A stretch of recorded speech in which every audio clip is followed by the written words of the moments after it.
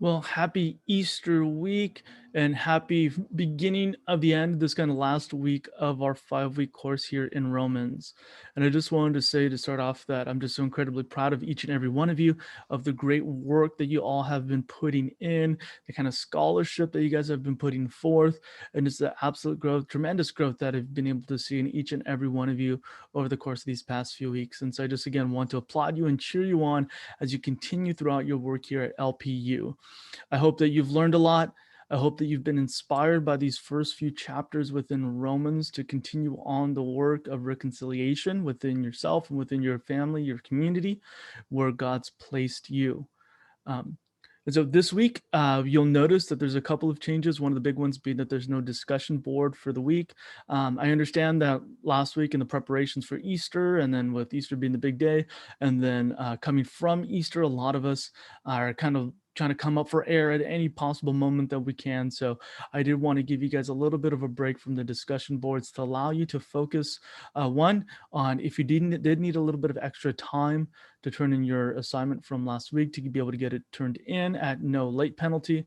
And if you needed to really to focus on this paper and to put forth your best effort on this paper, which, speaking of, the final project of the final paper is due on Sunday night at 11:59 p.m.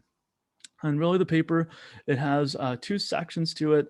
The first one will be compiling information on the word catalage, reconciliation within Romans, and also the big greater context of Paul's letters. The links have been provided for you, as well as another article that you would need in order to make sense of that word within its context, especially with Paul's letters. And so that, again, is available to you on Moodle. The second part of the paper will focus on some practical applications for yourself, for your community, and we'll pull together a lot of the information. The first section will do so too, but especially the second section will pull together a lot of what you've been doing for these interpretive assignments. So please, if please do utilize those assignments. If there's a couple spots where you copy and paste, that's absolutely fine to upcycle. We won't say recycle, upcycle some of your work that you've already done and you've already put forth. So don't feel like, oh man, I got to come up with all this original stuff all over again. No, that the part of the real work is synthesizing what you've already done in order to be able to both to improve it and also to build on what you've already been putting together. So I do want to encourage you to do that as well. And so one of the last things I want to leave you guys with, as I've been thinking about for these past few weeks and being able to walk with you through this class, one is the importance of our work, the work of reconciliation that is needed in so many ways, especially now, with the opportunities we're being presented. And it's difficult because oftentimes the way these opportunities are presented to us, the church, is through trauma, is through tragedy. And it's not to take away from the depth of pain that is being felt, but that as a gospel people, that on the other side of trauma, on the other side of tragedy, is something there for us of an opportunity to be able to engage the world in such a way that these traumas and evil does not have the final answer.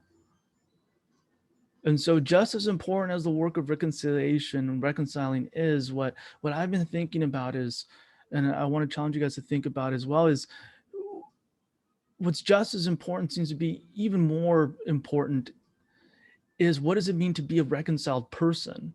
To have the character of a reconciled one that is able to live out this reconciliatory work, that to be a peacemaker while knowing the peace that God gives that goes beyond all understanding, to work and to see justice in the world because of the God who's proven himself as just and justifier, is the one who has faith in him, the God who's demonstrated himself as the faithful one, the just one, and us as the recipients of all that, the faithfulness that God has to give.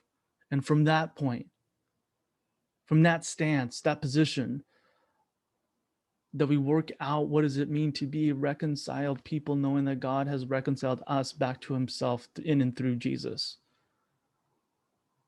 And so while I do want to pay attention to the work that we do, I also want to pay attention to the character and the formation we ourselves are taking. and what patterns and habits that are going to get us there into being a more faithful people that are participating with God in this reconciled work. Because it would be very difficult to participate in that work faithfully if we ourselves have not received or are being formed into that character quality of person. And so, again, these are just been things I've been thinking about and want to pass along to you guys as you're thinking about your work here for this final project. In as much as it's about the work outside of us and around us, it's also about the work of what it takes inside of us, not just as individuals, but respectively as a community.